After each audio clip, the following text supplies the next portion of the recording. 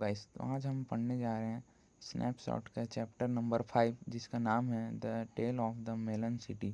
इसके राइटर जो हैं उसका नाम है विक्रम सेठ। तो गाइस पहला स्ट्रेंजर है। City of which I sing there was a just and placid king. The king proclaimed an arch should be constructed that triumphantly would span the major thoroughfare to edify spectre there. The workmen went and built the thing they did not since he was the king.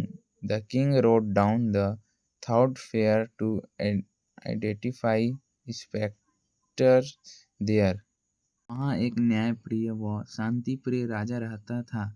राजा ने घोषणा की थी कि एक तोरण बनाया जाए जो सफलतापूर्वक प्रमुख मार्ग पर विस्तृत हो और जो देखने वालों को भी प्रोत्साहित करे। कारीगर ने आकर उस तोरण का निर्माण कर दिया। यह निर्माण उन्होंने इसलिए किया क्योंकि वह राजा का था। दर्शकों को प्रोत्साहित करने के लिए आम रास्ते से होता हुआ राजा घोड़े पर सवार होकर आया। दूसरी स्ट्रेंजर है। Under the arch he lost he crown. The arch was built too low a frown appeared upon his placid face. The king said, "This is a disgrace. The chief of builder will be hanged."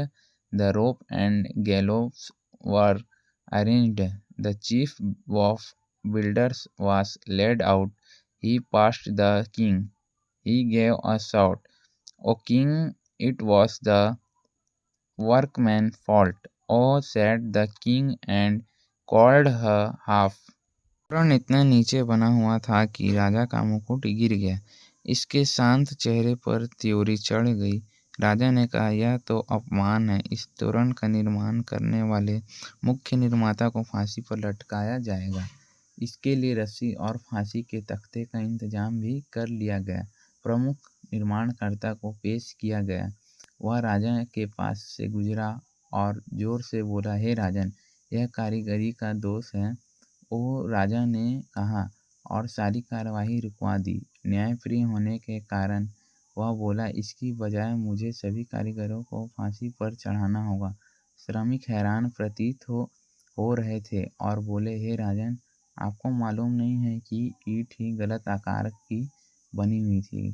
तो guys इसके आगे का आप अगर चाहते हैं कि और मैं बताऊं तो आपको पार्ट 2 देखना होगा।